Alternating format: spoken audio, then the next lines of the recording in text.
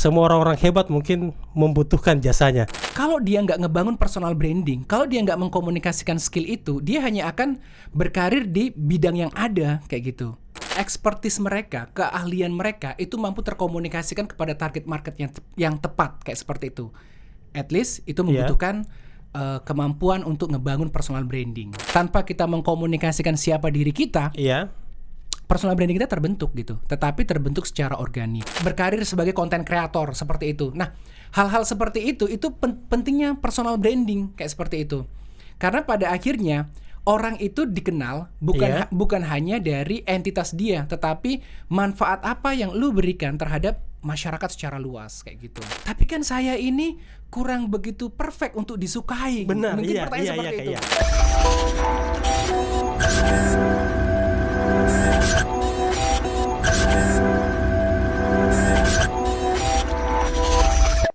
One days, one goals, one goodness. Selamat datang di Mata Pemuda. Masih bersama saya, Nur Amin Saleh, tuan rumah Mata Pemuda. Kali ini kita mendatangkan satu tokoh inspiratif kita, yaitu Kak Teddy. Beliau ini adalah seorang konsultan personal branding yang secara prinsipil semua orang-orang hebat mungkin membutuhkan jasanya. Langsung saja saya sapa Kak Teddy. Bagaimana kabar Kak Teddy? Kabarnya luar biasa. Halo Om Amin, apa kabar? Alhamdulillah ya Kak. Ya. Oke. Yang pertama saya ucapin terima kasih nih ya, Kak, diundang di podcast yang luar biasa ini. Pada saat kamu launching pertama, saya yang pertama subscribe YouTube ini, dan saya juga yang pertama komen paling oke itu. Kamu bisa lihat sendiri. Terima kasih Kak. Ya. Di sini kita undang Kak Teddy ini dalam aspek personal branding, konsultan ya Kak ya. Lebih fokus konsultan. Aku lebih senang disebut sebagai penggiat atau praktisi aja. Penggiat atau praktisi. Tapi secara sistem kerjanya kan konsultan. Iya, pada akhirnya sistem kerjanya adalah konsultan, sama aja. Kalau personal branding itu kan secara awam pasti itu masih sangat ini ya di masyarakat, masih sangat tabu mungkin didengar. Kira-kira personal branding itu apa sih sebenarnya Kak? Oke, thank you ya Om Amin. Jadi sebenarnya kalau kita bicara tentang personal branding, sebenarnya ini sebuah topik yang sudah lama banget ada, cuma memang sangat mulai familiar kembali itu menjelang tahun 2020 saat ada kebijakan untuk WFH, bekerja dari rumah seperti itu kan. Jadi mereka para praktisi komunikasi yang biasanya ngajarin atau mengcoaching tentang personal branding secara face to face gitu kan, itu ngebongkar semua ilmunya di digital, di social media, dijadiin semua sebuah konten kayak gitu. Sehingga demam personal branding itu rame banget di social media kayak seperti itu. Jadi simpelnya sebenarnya personal branding itu adalah bagaimana kita mengkomunikasikan value yang kita miliki kepada target market yang tepat kayak seperti itu. Jadi kan orang tuh profesinya macam-macam tuh ya. Ada yang dokter, ada yang freelancer di bidang fotografi misalnya, freelancer di bidang penulisan skenario, dan banyak lagi. Nah, yang jadi persoalan kemudian adalah bagaimana expertise mereka, keahlian mereka itu mampu terkomunikasikan kepada target market yang tepat kayak seperti itu. At least itu membutuhkan kemampuan untuk ngebangun personal branding kayak seperti Berarti Kak, kalau personal branding itu secara prinsip setiap orang itu punya ya sebenarnya? Sebenarnya setiap orang itu melakukan aktivitas personal branding kayak gitu. Cuman circle-nya mungkin yang tidak terlalu besar kayak seperti itu. Dan setiap orang itu memang melakukan. Seperti yang diungkapkan oleh Jeff Bezos, dia ngomong kayak gini. Personal branding itu adalah apa yang orang lain katakan tentang diri kamu saat kamu nggak ada di ruangan tersebut. Oke. Itu adalah personal branding yang terjadi secara organik. Jadi tanpa kita mengkomunikasikan siapa diri kita, personal branding kita terbentuk gitu. Tetapi terbentuk secara organik kayak gitu. Secara organik. Tapi kan gini Kak, kalau personal branding itu setahu saya ya Kak, secara awam itu adalah ilmu yang banyak digunakan oleh para public figure, para artis, mungkin para politisi, entertainment dan sebagainya. Apakah kalau hanya pekerjaan-pekerjaan biasa yang tidak berhubungan dengan entertainment, apakah membutuhkan juga ilmu personal branding? Siap, thank you Om Amin. Jadi ini tepat banget ya. Jadi sekarang itu kan era 4.0 ya. Selangkah lagi kita udah masuk di 5.0 kayak seperti itu. Jadi di era ini adalah era di mana kita semua, kalau dulu orang nyebutnya sebagai era kita sudah terkoneksi dengan banyak orang karena era digital gitu. Benar. Tetapi apa pentingnya sih kita terkoneksi dengan banyak orang kalau kita nggak dibutuhkan kayak gitu? Jadi aku menyebutnya bahwa era ini adalah era di mana kita bisa ditemukan. Balik ke pertanyaannya Om Amin tadi, apakah personal branding itu hanya untuk public figure atau tokoh-tokoh gede aja? Enggak. Siapapun orang itu butuh personal branding kalau dia pengen lebih tumbuh lagi dari karir yang ia bangun saat ini. Kayak seperti itu. Jadi misalnya nih, ada teman kita yang berprofesi sebagai, misalnya dia seorang government employee misalnya, PNS misalnya kerja di instansi A gitu. Tetapi di saat yang sama dia tuh punya skill tertentu gitu. Nah skillnya itu bisa untuk ngebantu banyak orang. Kalau dia nggak ngebangun personal branding, kalau dia nggak mengkomunikasikan skill itu, dia hanya akan berkarir di bidang yang ada kayak gitu. Bisa juga dengan teman-teman yang lain. Misalnya dia adalah seorang di Makassar sekarang rame banget tuh para konten kreator kayak Benar, gitu. iya. Nah, konten kreator itu dia hanya menciptakan konten aja kayak seperti itu. Tetapi pada saat yang sama, karya kontennya dia hanya dinikmati sebagai sebuah sarana hiburan. Iya. Dia nggak ngebangun sebuah value lain yang bisa dia berikan ke masyarakat, sehingga masyarakat selain menikmati kontennya juga bisa mendapatkan manfaat lain. Misalnya dia membuka kelas tentang bagaimana caranya untuk berkarir sebagai konten kreator seperti itu. Nah, hal-hal seperti itu pentingnya personal branding kayak seperti itu. Karena pada akhirnya orang itu dikenal bukan hanya dari entitas dia, tetapi manfaat apa yang lu berikan terhadap masyarakat secara luas kayak gitu. Berarti secara value bisa kita katakan personal branding ini sebenarnya hanya mengajarkan juga tentang kita bisa mengeksplor diri kita yang positif ya Kak, dengan menutupi hal yang negatif di diri kita. Kalau secara organik kan setahu kita gini, banyak para konten kreator yang tidak belajar tentang personal branding. Oke. Di situ tidak bisa mereka mengontrol tentang ini sisi negatif, ini sisi positif. Oke, benar. Tapi kalau dia belajar tentang personal branding, dia bisa mengetahui ini stop, ini negatif. Exactly, thank you. Oke. Kalau untuk tipsnya Kak, saya potong dulu. Kita akan dijelaskan tentang buku juga karya dari Kak Teddy.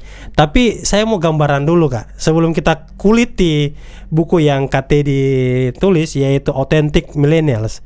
Bicara tentang personal brandingnya juga Kak ya. Mungkin kita diskusi dulu tentang tips bagaimana sih sederhananya kita membangun personal branding itu Kak. Oke. Sederhananya mungkin tahap yang pertama adalah kita punya satu kualifikasi atau kompetensi yang kita miliki seperti itu. Nah, kualifikasi dan kompetensi ini tahap berikutnya adalah dikomunikasikan, didistribusikan. Nah, pendistribusiannya itu aku nyebutnya di buku itu sebagai funnel communication. Oke, jangan dulu bahas bukunya Kak ya. Siap. Sebentar kita bahas tentang isi bukunya. Oke. Apa sih yang mengiris antara autentik atau kedirian kita dengan personal branding itu? Ada banyak orang di luar sana ketika misalnya mereka punya target tertentu, ingin dikenal sebagai apa kayak seperti itu. Mereka tuh banyak memodel dirinya dengan tokoh-tokoh yang dia idolakan. Oh, aku pengen dikenal kayak sosok ini deh, kayak seperti itu. Oh, berarti gini, kalau di dalam teori psikologi dikenal dengan namanya teori Albert Bandura itu, yaitu modeling. Jadi dia mau seperti si orang itu atau si tokoh itu, padahal seharusnya dia harus bisa menjadi dirinya sendiri. Bener, karena sampai berapa lama sih kita mau menjadi seperti itu? Sedangkan personal branding itu bukan urusan 1, 2, 3 hari, ini urusan jangka panjang kayak gitu. Ilmu yang KT diajarkan dia sebagai konsultan ini adalah bagaimana dia memang otentik untuk menjadi dirinya sendiri. Bener, jadi jadilah diri kamu sendiri dengan expertise yang kamu miliki, dengan kompetensi yang kamu miliki, yang kemudian itu dibuat menjadi jauh lebih baik kayak gitu. Jadi sebenarnya otentik itu jadi diri sendiri. Aku nggak berhenti sampai di situ. Aku lebih menambahkan jadi diri sendiri tapi dalam versi terbaik. Kayak seperti itu. Nah, nanti setelah kamu tahu kompetensi kamu tahu keahlian kamu, dan kamu tahu apa yang bisa kamu berikan kepada masyarakat untuk lu bantu dengan ekspertismu itu, baru didistribusikan lewat funnel komunikasi. Sebenarnya kalau kita bicara tentang funnel communication, itu saya ngomong tentang social media, salah satu instrumennya. Jadi sosial media itu terserah kamu mau pakai apa, mau pakai Instagram, Facebook, atau sekarang TikTok, nggak ada masalah kayak gitu. Tetapi nggak boleh berhenti sampai di situ. Kamu juga harus mampu masuk ke media utama, media mainstream seperti itu. Kenapa? Karena tetap di era digital sekarang ini media utama memegang reputasi sebagai informasi yang kredibel kayak gitu. Jadi kamu juga harus diulas oleh media utama seperti itu. Jadi skill yang perlu kamu miliki selain skill menjadi seorang konten, karena kamu harus membuat konten. Benar. Kamu juga harus memiliki skill PR kayak gitu, karena kamu pada akhirnya harus mem-PR-kan diri kamu sendiri. Jadi kalau ini Kak, tadi kan disampaikan tentang otentik, tentang personal, sedangkan bisa kita lihat banyak orang itu tidak percaya terhadap dirinya sendiri. Yes. Dia menganggap bahwa melalui teori Bandura yang seperti yang saya sampaikan, dengan teori modeling dia bisa lebih cepat terkenal atau lebih cepat populer jika seandainya meminjam model dari orang tersebut. Karena nggak percaya diri gitu. Benar, kan? ya. Nah, sekarang pertanyaan kayak gini. Kita ini kan bangun personal branding itu bukan urusan 1, 2, 3 tahun gitu ya. Bukan. Ini urusan jangka panjang kayak gitu. Tahu nggak kalau sampai misalnya kamu memodel dirimu ke orang tertentu yang kau anggap itu lebih ideal daripada diri kamu, efeknya itu adalah sampai berapa lama kamu harus berpura-pura? Capek loh kayak gitu. Akhirnya nanti ketika misalnya publik mengetahui bahwa kamu tidak seperti itu, jatuhnya kamu flexing. Jatuhnya kamu berpura-pura di hadapan publik, dan itu justru akan merusak reputasimu di masa depan saat kamu nggak mampu untuk berpura-pura lagi kayak seperti itu. Jadi lebih baik tampilkan dirimu apa adanya. Nah, sekarang pertanyaannya, tapi kan saya ini kurang begitu perfect untuk disukai. Benar, mungkin pertanyaan seperti itu. Iya. Ya udah, karena gini loh, sebenarnya apa yang membuat kamu menjadi nggak pede? Itu pertanyaan yang biasa aku sampaikan kepada klien saya ketika sedang memulai personal branding. Jawaban mereka pasti kadang-kadang ketakutan-ketakutan yang bakal diterimanya dari audiens gitu. Misalnya takut ditolak, takut nanti dicemooh gitu. Saya selalu menyarankan bahwa sebenarnya itu hanyalah overthinking aja kayak gitu. Karena pada akhirnya orang itu tidak melihat apa yang Anda katakan gitu, tetapi apa yang sudah Anda kerjakan kayak seperti itu. Jadi ketika Anda ngomong tentang ilmu ekonomi, Anda harus memang orang ahli ekonomi gitu, sehingga orang lihat oh dia memang expertise di bidang ekonomi gitu, sehingga dia membuat konten tentang ekonomi. Atau mungkin Anda seorang konten kreator di bidang apa gitu ya. Kan banyak tuh konten kreator segmennya gitu. Ada yang kuliner, ada yang traveler gitu. Nah, kalau kamu tidak menjadi dari niche yang kamu bangun, blunder juga kan? Betul ya. Seperti itu. Jadi mending kamu fokus pada apa yang kamu bisa, sehingga kamu lebih enjoy kayak seperti itu. Dan saat kamu menjadi diri kamu sendiri, kamu gak ada beban, gak punya beban, karena kamu gak menjadi orang lain gitu. Gak perlu memodel diri kamu gitu. Iya. Ini kan kalau kita lihat tentang personal branding ini, irisannya kurang lebih hampir sama dengan public speaking ya Kak. Benar. Jika seandainya kita mau membangun personal branding, kira-kira hal-hal apa saja yang harus kita hindari? Yang pertama adalah yang tadi aku sebutkan, kamu nggak bisa menjadi orang lain kayak gitu. Kamu harus menjadi diri kamu sendiri. Otentik. Harus benar-benar. Berarti itu kata kuncinya ya Kak? Kata kuncinya. Kalau personal branding untuk dari buku ini, dari apa yang biasa saya advice kepada klien, saya selalu menekankan untuk menjadi diri sendiri. Satu. Terus yang kedua adalah kamu fokus kepada menonjolkan diri kamu terus kayak gitu. Jadi misalnya postingkan kontennya itu diri kamu melulu gitu, narsis, hal-hal gitu. Aku sangat tidak menyarankan. Aku lebih menyarankan untuk membangun konten pada 4 pilar. Pilar yang pertama itu adalah edukasi. Pilar yang kedua itu adalah tentang lifestyle gitu kan. Terus pilar yang ketiga itu adalah tentang itu video, tetapi video itu bisa juga berkaitan dengan edukasi atau berkaitan dengan aktivitas kamu sehari-hari kayak gitu. Karena kita pengen memperkenalkan diri kita kan, siapa kita, apa kesibukan kita. Dan pilar yang keempat itu bagaimana kamu membangun interaksi, bisa lewat Q&A, bisa lewat kamu mengulas sebuah isu yang kamu tuangkan di sosial media kamu.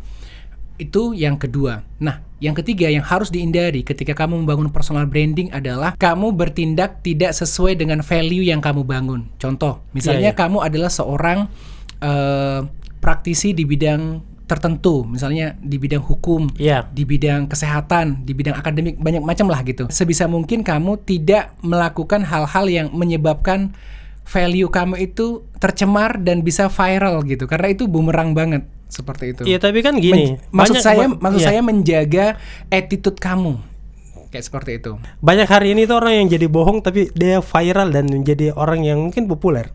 Oke. Public figure itu kebanyakan seperti itu. Oh, oke.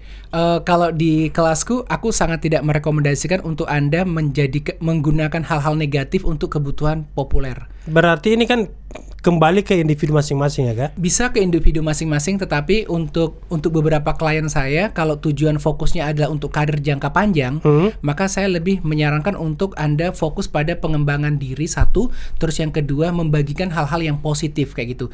Karena yang kita bangun adalah reputasi jangka panjang. Oke lah, boleh kamu viral dengan konten yang misalnya aneh-aneh misalnya. Iya. Tapi itu jujur, itu nggak jangka panjang. Itu ada momentumnya. Setelah momentum itu hilang, kamu juga hilang. Lewat ya, Kak? Berarti sangat menarik ya kalau kita belajar tentang personal branding, tapi memang tidak bisa secara otodidak ya, Kak? Harus ada mentor. Akan lebih mudah dan terarah jika ada mentor. Oke. Dan bukan hanya untuk public figure ya, Kak. Mungkin sebagai PNS, pengusaha atau bisnismen itu penting ya tentang personal branding. Ketika fokusmu untuk membangun karir jauh lebih baik daripada yang sebelumnya, maka personal branding adalah salah satu caranya. Kayak seperti itu. Salah satu caranya. Benar, karena aku pernah membuat konten ya. Jadi sebenarnya personal branding itu bukan cara untuk membuat kamu sukses. Tetapi kalau kamu sudah banyak melakukan cara, tetapi suksesmu belum tercapai, ya udah mungkin kamu bisa coba personal branding. Gitu ya. Iya, seperti itu. Karena mungkin kamu belum sukses karena belum ketemu dengan market yang tepat atau dengan stakeholder yang tepat untuk meleverage kamu, kayak seperti itu. Iya. Jadi ini juga menjadi rekomendasi untuk para bisnismen, para mungkin orang-orang yang berkarir di dunia profesional harus belajar tentang personal branding. Tapi kan itu ya kembali ke awal tadi. Autodidak itu sulit, Kak. Dia harus membutuhkan apa ya? Membutuhkan mentor atau relationship yang bisa mendorong dia untuk bisa mempelajarinya secara sistematis. Otodidak itu bisa aja sih, tetapi konsekuensinya adalah menjadi panjang gitu kan. Sedangkan kalau kita punya mentor, kita bisa ada orang yang mengontrol kita, ngasih tahu apa yang boleh dan apa nggak boleh, serta tetap memastikan kita pada track yang benar. Itu fungsinya mentor kayak seperti itu. Nah, kalaupun misalnya kamu mau otodidak, bisa aja, nggak ada masalah. Kamu bisa belajar dari manapun kok. Sekarang buku-buku tentang personal branding banyak. Sosial media yang ngambil segmentasi mengenai personal branding ada banyak banget. Kamu bisa belajar dari situ atau ambil kursus-kursus pendek, itu ada tersedia banyak banget kayak gitu. Cuman yang jadi persoalan adalah jangan sampai kamu belajar pada hal yang salah satu, terus yang kedua karena ada juga yang salah gitu kan. Betul ya. Kita lihat ya beberapa kasus beberapa tahun belakangan ini. Ada influencer kan. Benar. Di bidang keuangan gitu yang memanfaatkan aktivitas personal branding untuk menggait banyak orang dan ketahuan ternyata dia ternyata bohong gitu ya, kan. Ini yang saya maksud, Kak. Yang saya maksud. Yang kontennya itu menjadi flexing kayak seperti itu kan. Benar ya. Nah, itu kan negatif kayak gitu. Tapi memang cara untuk ngerekrut ngerekrut pasarnya itu harus flexing kayak gitu. Memang harus kayak gitu. Iya. Tapi itu kan akhirnya menjadi negatif, menjadi bumerang juga buat dia. Kan kita nggak mau ya, popularitas kita terbangun, reputasi kita terbangun, tetapi nggak jangka panjang. Kan nggak mau kan. Benar. Makanya itu yang saya maksud, Kak. Orang-orang yang berkasus hari ini atau yang banyak menjadi flexing hari ini kan karena dia salah satunya menguasai teori personal branding ini. Yeah. Dia mampu mempengaruhi. Bayangkan saya sempat ke kampung, Kak. Di satu daerah itu semua orang itu berbondong-bondong berinvestasi ke tempat orang ini. Si orang ini dengan asumsi dia melihat ada mobil mewah dan sebagainya. Padahal kalau kita yang terdidik, kita tahu ini pasti flexing. Exactly, kayak gitu. Jadi ya benar. Makanya ilmu ini penting kan, supaya kita juga nggak terkecoh kan. Jadi kita tahu. Benar. Ya karena salah satu ilmu yang ada dalam aktivitas personal branding itu adalah ilmu untuk ngebangun bisnis. Jadi contoh ya, selama ini Om Amin pernah nggak berpikir bagaimana cara untuk menumbuhkan channel pemasaran? Mungkin Om Amin berpikir, kalau aku mau nanya dulu sama Om Amin. Iya, iya. Om Amin, channel pemasaran yang ditahu ada berapa? Marketplace mungkin? Salah satunya marketplace. Itu online ya. Iya, online. Dan offline-nya mungkin lewat retail modern atau di toko-toko kelontong kayak seperti itu. Nah, Iya. sebenarnya kita juga bisa memanfaatkan channel pemasaran itu dengan membentuk distributor, dengan membentuk reseller seperti itu. Nah, untuk mendapatkan reseller terbaik, untuk mendapatkan distributor terbaik, itu treatmentnya ada gitu. Dan salah satu cara untuk meng-guide mereka itu adalah personal branding kayak seperti itu. Jadi sekarang Om bisa lihat kenapa ada banyak influencer yang dia juga punya bisnis dan sukses meng-guide banyak reseller, ya salah satunya itu tadi. Kalau saya lihat sangat tersistematis, dan banyak orang kan ambil jalan pintasnya. Oh, hebat, dia hanya dengan populer atau hanya dengan joget-joget dan viral bisa jadi kaya. Ternyata rumusnya tidak sesederhana itu ya. Dia membutuhkan tahapan personal branding, mengatur tentang reseller dan sebagainya itu. Ya, pada akhirnya kalau misalnya mau dibawa ke bisnis, tahapannya juga akan menjadi panjang kayak seperti itu. Cuman coba kita melihat dari sisi si pembangun personal branding. Nah, bayangkan kalau misalnya kita ini profesinya kita anggaplah karyawan swasta gitu. Kemudian kita ngebangun personal branding kita sebagai seorang expert di bidang tertentu misalnya. Terus kita punya banyak orang yang menyukai kita punya banyak follower, kita punya banyak audiens. Setiap kita upload konten, engagement kita bagus, banyak yang like, banyak yang komen, banyak yang share. Sekarang pertanyaannya, kalau orang yang menyukai kita itu kita konversi menjadi sales, memungkinkan tidak? Sangat memungkinkan. Benar. Iya, kayak gitu. Jadi misalnya follower kita udah 10.000 misalnya. Engagement kita 10% dari follower kita kayak seperti itu. Nah, sekarang kalau misalnya kita bikin produk gitu, apakah produk kita masih perlu mencari pasar? Nggak perlu kan? Karena mereka yang suka dengan kita, yang engage dengan kita, pasti akan menyerap produk kita kayak seperti itu. Yang jadi persoalan adalah kalau produk kita nggak berkualitas, pasti akan jadi bumerang. Benar. Kayak gitu. Ini jujur ya, sebenarnya ilmu tentang personal branding atau mungkin ada ternyata ruang profesi yang namanya personal branding. Saya baru dengar. Oh ya? Iya, baru tahu Kak. Dan ini saya pikir sangat-sangat berpengaruh terhadap perkembangan segala aspek semua urusan lah. Mau urusan politik, bisnis, karir dan sebagainya itu dipengaruhi oleh personal branding. Kira-kira Kak, saya langsung tembak saya ke ATD. Kalau saya mau belajar di mana? Kalau mau belajar sebenarnya saya punya banyak kelas ya. Saya sering bikin kelas. Punya ini Kak, punya lembaga khusus ya? Ada ya? Ada. Namanya? ID Nation. ID Nation. Ya, jadi ID Nation itu sebelum tahun 2019 kita fokus ke event dan aktivitas pameran kayak seperti itu. Tapi masuk ke tahun 2020 kita berbalik menjadi PR consulting dan juga membantu kampanye pemerintah dalam literasi digital kayak seperti itu. Keren ya kan? Ya, shifting kan, karena kita nggak bisa berfokus pada yang lama karena itu sudah tidak profitable. Kita berpindah ke full digital kayak seperti itu. Iya. Kalau saya lihat keren sekali sebenarnya ini. Ini profesi yang tidak banyak orang ketahui, tetapi sebenarnya profesi ini yang paling banyak memanusiakan manusia atau menghadirkan banyak cuan juga ya. Iya, kayak seperti itu karena sebenarnya gini. Contoh kayak Om Amin. Om Amin ini mungkin nggak banyak yang tahu selain dia seorang konten kreator YouTube, dia juga seorang entrepreneur di luar sana kayak gitu kan.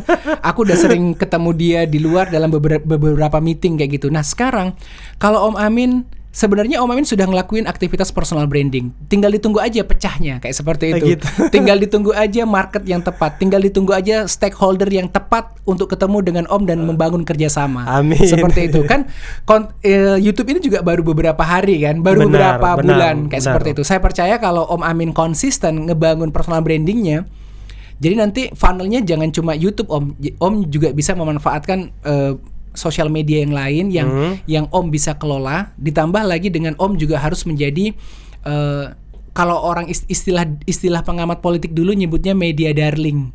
Media darling apa tuh Kak? Jadi sosok yang sering diulas di media kayak seperti itu. Atau simpelnya adalah Om harus mampu menghumaskan sosok diri Om sendiri kayak gitu dengan berbagai pendekatan isu yang relevan tentunya. Siap.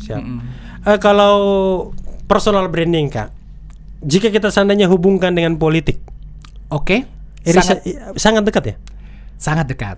Setahu saya kan secara tanda kutip, saya pernah belajar beberapa tentang teori demokrasi. Di Amerika itu tidak ada satupun tokoh yang lahir secara prematur. Dia lahir dari proses pembibitan bibit dan bobot yang sangat kuat, Oke. termasuk membangun tentang personal brandingnya. Oke. Itu sehingga tokoh-tokoh atau calon-calon pemimpin di Amerika itu lahir dengan memang benar-benar terdistribusi dengan baik. Beda dengan di Indonesia yang ya sekedar viral kemudian menjadi pemimpin. Ya. Iya, itu kan Oke. itu problem di kita. Kalau tentang personal branding, apakah berpengaruh tentang elektabilitas? Kalau kita bicara tentang elektabilitas itu keterpilihan ya, kayak Iya. seperti itu. Sebenarnya pilarnya banyak. Personal branding itu menjadi salah satu pilar utama gitu. Jadi ada beberapa pilar gitu ya. Nah, personal branding akan sangat berperan bagaimana bagaimana si calon kandidat tokoh politik, entah itu untuk kebutuhan legislatif atau kebutuhan eksekutif. Peran personal branding di sini adalah bagaimana mampu mengemas si calon itu untuk bisa yang pertama disukai kayak gitu oleh publik. Iya. Kayak gitu. Yang kedua adalah bagaimana dia bisa menjangkau lebih banyak audiens. Kayak seperti itu. Karena pada akhirnya ujung dari personal branding adalah bagaimana banyak orang suka dengan dia. Kayak seperti itu. Nah, ketika banyak orang suka, tantangan selanjutnya adalah mengkonversinya menjadi kalau dalam bisnis menjadi sales gitu ya. Kalau dalam politik adalah menjadi voter atau memilih dia pada saat pemilihan umum. Kayak Saya potong seperti Kak. Setahu saya kan ini KTD ini banyak politisi yang kenal dan banyak, nggak banyak, beberapa ya. Nggak banyak. tapi di situ KTD yang mentor ya atau yang membangun personal brandingnya. Saya lebih tepatnya membantu. Karena Kalau seandainya nanti ini kan 2024, otomatis kan tidak sekedar hanya cukup tampan-tampan duit atau tampan-tampan pamer-pamer kehebatan saja untuk menjadi politikus atau menjadi legislatif dan eksekutif. Itu kan perlu membangun personal branding.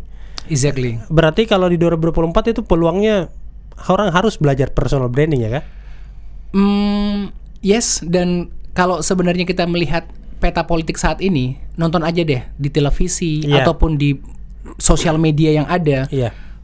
Ada banyak tokoh-tokoh yang sudah mulai gencar ngebangun personal branding mereka dengan berbagai segmen, dengan berbagai karakter yang bisa dipertontonkan saat ini.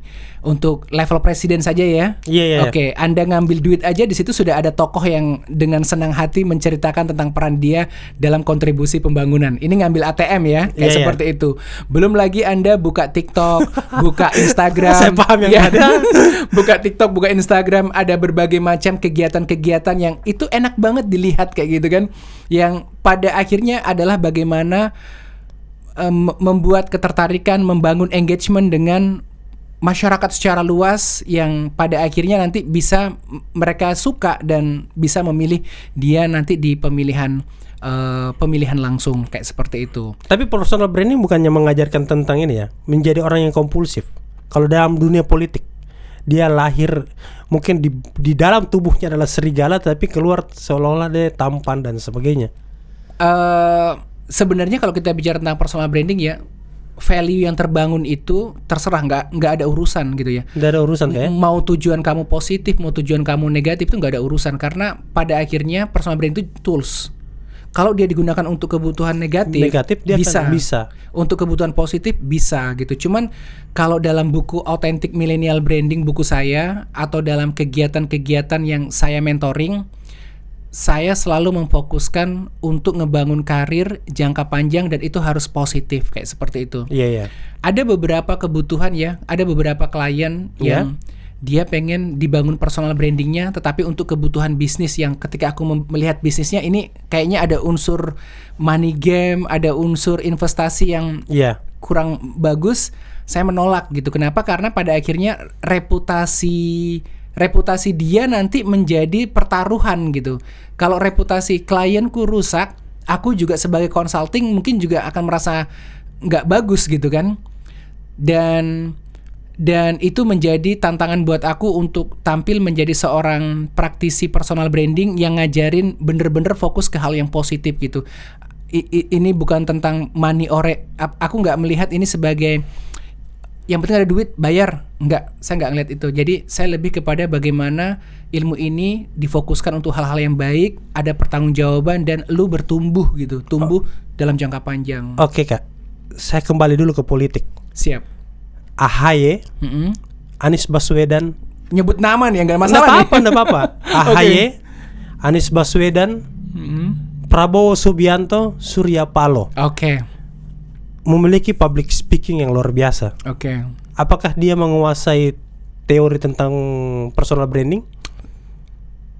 Saya pikir mereka sangat paham tentang personal branding dan mereka punya tim yang bagus untuk aktivitas personal branding mereka.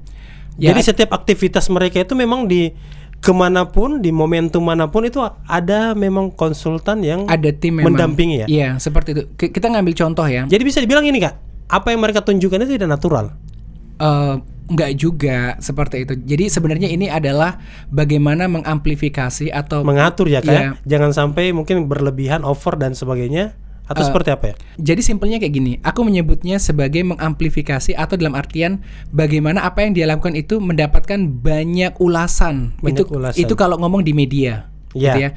Kalau misalnya ngomong sosial media, banyak mendapatkan engagement, banyak mendapatkan respon kayak gitu. Atau kalau di Twitter di retweet oleh banyak pengguna kayak seperti itu. Jadi kita kembali lagi ya ke orang-orang yang tadi Anda sebutkan gitu ya. Mereka itu bukan orang sembarang loh. Iya. Mereka adalah pengusaha besar di industri media, ada di situ. Kemudian mereka adalah tokoh dari partai besar kayak seperti itu, yang mana resource sumber daya untuk kebutuhan personal branding mereka punya gitu. Mereka punya media, mereka punya anggaran besar untuk iklan, mereka punya banyak kreator untuk menciptakan konten terbaik, dan itu merupakan sumber daya yang kuat untuk kebutuhan mendelivery value mereka seperti itu. Jujur aja, iya Kak. Seberapa sering Anda melihat orang yang Anda sebutkan tadi itu di sosial media? Setiap hari kan? Setiap hari. Artinya setiap hari ada produksi konten yang mereka lakukan. Benar, tapi saya gini, yang saya mau sorot adalah jujur ini yang saya sebutkan itu orang yang saya suka. Oh, yang disuka. Yang saya sukai. Gitu. Mungkin secara modeling tidak, tetapi menjadi motivasi iya. Hanya kayak menjadi pertanyaan adalah harusnya politisi itu mengikuti jejak seperti mereka, mengatur ritme bicaranya, mengatur apa yang mereka gunakan dan sebagainya lah Kak. Oke, siap. Jadi thank you kalau kamu misalnya suka sama mereka, berarti kita sedang membicarakan hal positif dengan mereka positifnya, ya. iya. Gitu. Jadi sebenarnya mereka itu adalah orang-orang luar biasa. Kita lihat AHY ya. Iya. Dia adalah seorang public speaking yang bagus. Benar. Di setiap pidatonya dia, bagaimana gesturnya, bagaimana mimik bicaranya, kayak seperti itu nunjukin kalau dia sangat excellent. Betul. Kemudian Anies Baswedan. Ini orang pinter banget nih. Kalau kamu dengar dia ngomong itu udah ketahuan bahwa dia bukan orang sembarangan kayak seperti itu. Surya Paloh, kita bisa ngelihat bagaimana dia adalah sosok yang sangat bijaksana gitu kan, dari berapi-api. Sangat berapi-api, orator terbaik. Betul. Kalau kamu dengar Surya Paloh dengan seksama di setiap pidatonya, baik itu di televisi, di YouTube, kau pasti akan merinding. Benar. Kenapa? Karena memang itu sangat bermakna dari setiap kata yang dikeluarkan. Diksi yang dia pilih itu bukan diksi sembarang, itu memang diksi pilihan. Terbaik ya. Diksi terbaik kayak gitu. Benar. Terus siapa lagi tadi? Prabowo Subianto. Prabowo. Ya kita siapa sih yang nggak kenal orang ini kan? Ini adalah politisi terbaik di Indonesia. Aku nyebutnya kayak gitu karena dia dari 2004 tidak pernah absen ya. Dia sangat kesatria gitu kan. Benar, ya, dia siap. sangat kesatria untuk menjadi seorang politisi, dan semua konsekuensi dia paham dan dia menjalankannya kayak gitu. Siapa lagi tadi? 4 itu aja. 4 itu aja ya. Ya ini orang-orang keren nih kayak gitu. Kalau misalnya mereka itu kemudian dinobatkan untuk menjadi kandidat di 2024, mereka adalah orang-orang terbaik Indonesia kayak gitu. Itu nggak salah kayak gitu. Siap. Dan kalau bicara mengenai karakter mereka, apa yang dia tampilkan di sosial media, di funnel komunikasi yang mereka gunakan, entah itu di media utama maupun sosial media, itu adalah karakter mereka yang sebenarnya. Oke, seperti ya itu yang sebenarnya saya mau tanya, tapi kayak Teddy sudah jawab. Iya. Ini sebagai pembelajaran kita semua. Kenapa saya mau menyebutkan 4 tokoh ini? Karena ya, secara kedekatan saya tidak dekat, tapi itu menjadi motivasi saya. Mereka motivator saya. Yes. Yang saya mau pertegas di sini adalah, apakah mereka menampilkan karakter yang otentik atau seperti apa? Otentik ya? Kalau dilihat dari background mereka, satu Iya. background, kemudian dilihat dari rekam jejak pekerjaan mereka, Iya, mereka adalah orang-orang otentik. orang otentik. Dan Ya, inilah yang seperti menjadi pembelajaran yang baik juga para politisi Iya. agar mengikuti ya. Kenapa saya menyebut mereka otentik? Iya. Karena kalau sampai dia nggak otentik, karir mereka udah mentok pasti. Karena kembali ke poin yang paling pertama sekali adalah orang yang menunjukkan yang tidak otentik itu tidak bertahan lama ya. Yes, gak akan bertahan lama kayak gitu. Nah mereka ini adalah para politisi yang sudah lama di Indonesia, selalu punya tempat dan selalu diterima kayak seperti itu. Jadi apa yang mereka bawakan itu memang itulah diri mereka kayak seperti itu. Oke. Inilah yang menjadi catatan ya. Para politisi yang mau mencalonkan sebagai calon legislatif 2024 dan eksekutif di 2024, jangan lupa belajar dulu tentang personal branding. Siap. Kita bisa ngelihat ya, ada beberapa politisi yang gagal gitu kan di periode pertama ini, baik untuk eksekutif maupun legislatif ya. Iya. Kita lihat iklan kampanyenya luar biasa gitu. Giliran menjabat ternyata gagal, kesandung sama korupsi kayak seperti itu. Jadi itu menunjukkan kalau mereka tidak autentik, mereka tidak koheren antara apa yang dia ucapkan dengan tindakan yang mereka lakukan kayak seperti itu. Sebagai seorang politisi kan harus menjunjung tinggi kehormatan, menjunjung tinggi kredibilitas kayak seperti itu. Kalau sampai lo kesandung sama kasus, ya berarti bohong dong yang selama ini kamu kampanyekan kayak gitu. Betul. Oke Kak, kita masuk ke buku ini. Oke. Di buku ini kan Authentic Millennials Branding. Apa sih poin inti yang di dalam buku ini? Oke, poin intinya adalah 2. Yang pertama, to be authentic. To be authentic. Dan distribusikan. Apa Yeah. sih to be authentic itu maksudnya? To be authentic adalah kamu menjadi diri kamu sendiri, dengan expertise kamu sendiri, dengan kompetensi kamu sendiri, kemudian ditampilkan lagi dalam versi terbaik. Kayak gitu. Nah, untuk sampai menjadi versi terbaik itu ada beberapa turunannya kayak gitu. Misalnya aku ngajarin di buku ini bagaimana untuk belajar tentang mindfulness gitu, supaya orang itu nggak terjebak dengan overthinking, nggak terjebak dengan hal-hal yang di luar kontrol dirinya kayak gitu. Kalau kamu masih sibuk dengan hal-hal di luar yang bisa kamu kontrol, itu sulit untuk bertumbuh kayak gitu. Simpelnya kayak gini. Misalnya kamu pengen belajar sesuatu, pengen belajar nulis misalnya. Iya. Tetapi kamu itu selalu kepikiran, aduh ini nanti tulisanku kalau dibaca sama teman-teman nanti mereka protes gitu. Aduh nanti ini kalau dibaca sama dosenku pasti akan ada banyak kritikan gitu. Pertanyaannya adalah, kenapa sampai pikiran kamu itu dipenuhi dengan ketakutan-ketakutan seperti itu? Itu karena kamu nggak percaya diri, satu, nggak cinta dan nggak yakin dengan kemampuan kamu kayak gitu. Nah sekarang gimana caranya supaya kamu bisa fokus ke diri kamu? Ya udah, stop melakukan tindakan-tindakan di luar yang bisa kamu kontrol kayak gitu. Apa yang bisa kamu kontrol? Cara berpikir kamu, tindakan kamu, perencanaan kamu, eksekusi kamu, itu bisa kamu kontrol. Secara filosofis yang kata disampaikan itu kayak gini, kayak filsafat Stoa. Ya memang. Stoik. Mindfulness kan bagian dari Stoa juga. Stoa juga. Kayak seperti itu. Iya, Ya. jadi kalau kamu masih berfokus pada apa kata orang, masih berfokus kepada penilaian orang, kamu nggak bakal pernah maju kayak seperti itu. Jadi dalam apapun karirmu gitu loh, serius. Jadi misalnya kamu nih ya mau jadi seorang podcast gitu, tapi kamu selalu ngebandingin diri kamu dengan Deddy Corbuzier, dengan Raffi Ahmad, nggak bakal selesai lah. Betul, Kapan betul. kamu segera mulai kayak gitu? Iya. Kamu mau bikin konten, aduh saya harus bikin konten yang bagus yang seperti A, B, C, nggak bakal selesai. Kamu hanya berkutat di pikiran kamu aja, kayak seperti itu. Dan ini kan saya baca ini bukan hanya poin dasarnya saja ya, tapi sampai di bagaimana kita masuk di digital networking. Exactly. Jadi dari A sampai Z dituliskan di dalam buku ini. Benar, Luar kayak seperti biasa. itu. Digital networking itu adalah bagaimana konten terbaik kamu itu mampu dilihat oleh stakeholder atau market yang tepat. Nah itu instrumennya aku pakai iklan kayak gitu. Jadi nanti di buku ini juga aku ngajarin bagaimana cara menggunakan platform Instagram, termasuk bagaimana belajar ads Instagram. Ads Instagram. Iya. Luar biasa. Iya, kayak seperti itu. Jadi nanti kamu tinggal bikin konten gitu kan tentang Iya. tentang apa sih expertise kamu untuk ngebantu orang, terus aktivasi dengan ads supaya lebih banyak orang yang lihat gitu. Fokusnya adalah bisnis kayak gitu. Fokusnya adalah bisnis. Oke Kak, jika seandainya saya atau para pemirsa ingin membeli buku ini, di mana bisa didapatkan? Oke.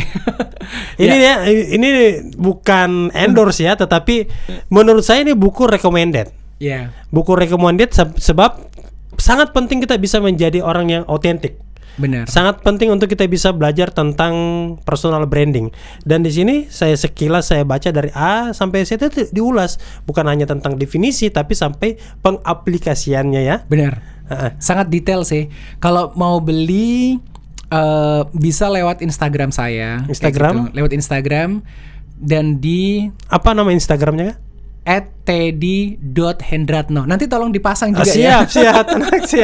Terima kasih, ini udah di blow up Instagram saya. Dan yang kedua bisa juga lewat Tokopedia. Aku on board di Tokopedia untuk penjualan buku ini kayak seperti itu. Oke, Kak Teddy, sebagai kesimpulannya, kira-kira apa yang menjadi catatan penting atau masukan untuk para pemudaism yang ada di seluruh Indonesia, khususnya para generasi Z ya, dan mungkin yang mau membangun diri dengan personal branding? Oke, yang pertama mungkin jangan pernah takut untuk memulai. Iya. Kalau banyak orang nyebutnya jangan takut bermimpi. Kalau aku jangan takut memulai. Jangan takut memulai. Iya. Kenapa? Karena memulai itu lebih sulit. Kalau bermimpi kan semua orang udah bisa. Mimpi itu gampang ya. Ya, semua orang sekarang sudah bermimpi, tapi mereka terjebak pada overthinking gitu loh, sehingga gak memulai. Jadi jangan takut untuk memulai. Kalau kamu sudah memulai, kamu akan merasakan pertumbuhan yang kamu